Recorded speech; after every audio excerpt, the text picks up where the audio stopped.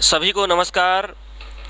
कई लोगों के द्वारा वीडियो पर कमेंट के माध्यम से यह सवाल किया जा रहा था कि जो अपात्र हैं या फिर जिनकी मृत्यु हो गई है या जिनके खाते में दूसरे के खाते में पैसा चला गया है तो उस केस में क्या होगा। तो ये आप देख रहे हैं, ये जो लेटर है वो 2 जून 2020 की डेट का है। ये भारत सरकार ने जारी किया है। तो ये 5 पेज का लेटर है। मैं आपको मुख्य जो बिंदु हैं, इसमें जो मेन पॉइंट है वो आपको बता दे रहा हूं। तो यहाँ पर 3 केस बनते हैं। पहला जो केस है, जैसे कि कोई अपात्र है, जैसे मैं अपात्र हूं, मैं नौकरी करता हूं और गलती से मेरे खाते में पैसा आ गया है, पैसा चला गया है, या फिर सरकार ने, राज्य सरकार या फिर ज़िले के जो अधिकारी हैं, चाहे पटवारी हो चाहे लेखपाल हो, उनको पता चलता है कि ये गलत अपात्र व्यक्ति के खाते में पैसा जा रहा है तो उसको पैसा वापस करना पड़ेगा। तो ये हो गया पहला केस। दूसरा केस है कि मान लीजिए कि मेरा पंजीयन है और मैं पात्र हूँ, लेकिन गलती से मेरे पंजीयन में किसी दूसरे व्यक्ति का अकाउंट नंबर दर्ज हो गया और उसके खाते में पैसा चला गया। तो इस केस में क्या करना, इस केस में क्या होगा, इस केस में जो दूसरे व्यक्ति के खाते में पैसा गया है, उस व्यक्ति के खाते से पैसा निकालकर वो गवर्नमेंट को, केंद्र सरकार को जानी है। तो ये हो गया दूसरा केस। तीसरा केस है कि किसी की मृत्यु हो गई, जैसे कि मान लीजिए कि किसी की मृत्यु आज दिनांक को हो गई, आज है 16 जुलाई 2020, आज किसी की मृत्यु हो गई।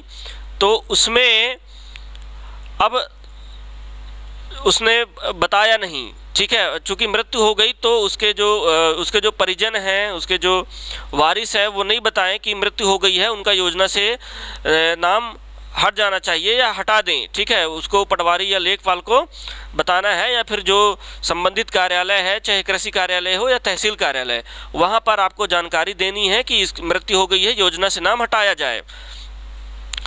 यदि उनका नाम नहीं हटा और अगला किस्त, जैसे कि अभी अगस्त में एक किस्त आएगी तो अगली किस्त आ जाती है, तो इस केस में जब आप बैंक के पास जाते हैं पैसे निकालने के लिए तो पता चलता है कि वो आदमी, वो व्यक्ति जो है वो मर चुका है, तो इस केस में वो बैंक क्या करेगा, उसको भारत सरकार को पैसा वापस कर देगा। तो ये हो गया तीसरा केस।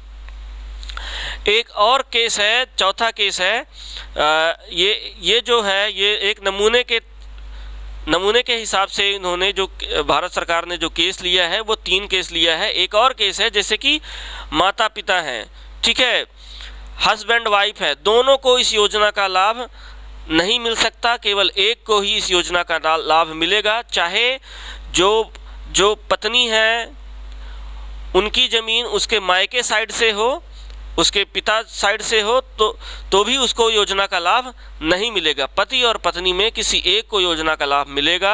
यदि दोनों लाभ ले रहे हैं तो दोनों में से किसी एक को भारत सरकार को पैसा वापस करना पड़ेगा, जैसा कि नियम में है।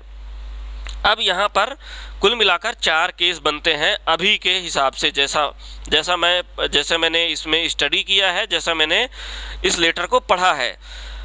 यहाँ पर जैसे किसी की मृत्यु हो जाती है तो एक सवाल किसान भाइयों के द्वारा ये पूछा जाता है कि जैसे किसी की मृत्यु हो गई, उस केस में उनके जो बच्चे हैं योजना का लाभ कैसे लेंगे। तो जैसा कि नियम में है, योजना का लाभ लेने के लिए ज़मीन में, मतलब खेती किसानी की जो ज़मीन है, नाम होना ज़रूरी है।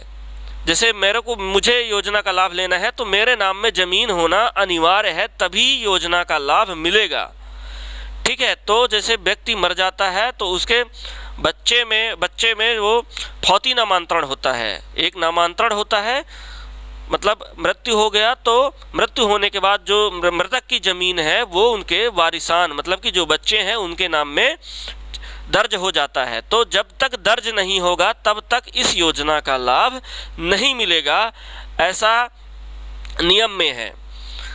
तो इस प्रकार से ये छोटी सी जानकारी मैंने आपको साझा किया, मैंने आपको बताया।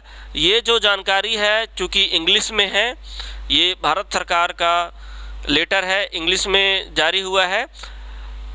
कुछ दिन बाद ये जो राज्य सरकार है वो लेटर जारी कर देगी हिंदी में, चूँकि अभी दूसरा सिचुएशन है देश में, तो इस कारण से लेटर हो सकता है जारी ना हो पाया हो, या फिर जारी भी हो गया हो तो मुझे इसकी जानकारी नहीं है। तो इस प्रकार की जानकारी मैंने आपको दी। हमारे चैनल को सब्सक्राइब करें, क्योंकि हमारा जो चैनल है वो एकदम सही जानकारी देता है, झूठी जानकारी नहीं देता। बाकी जो दूसरे चैनल हैं, ये कर लो वो कर लो, दुनिया भर की चीज़ें बताते हैं। तो हमारे चैनल को सब्सक्राइब करें, लाइक करें, और बाकी जो किसान भाई हैं, बाकी जो लोग हैं, उन तक शेयर करें। धन्यवाद। जय हिंद।